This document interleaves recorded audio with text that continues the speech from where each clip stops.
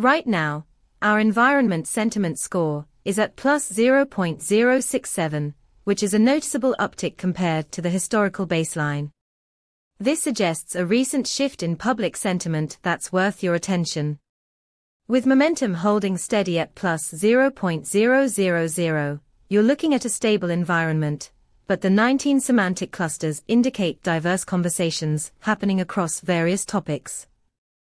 Imagine using this data to power a real-time dashboard that tracks environmental sentiment trends, allowing you to adjust your strategies based on how public perception is evolving.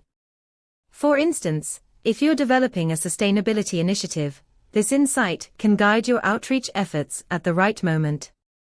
To dive deeper into what our API can do for you, check out pulsebit.loj enterprise.com/docs.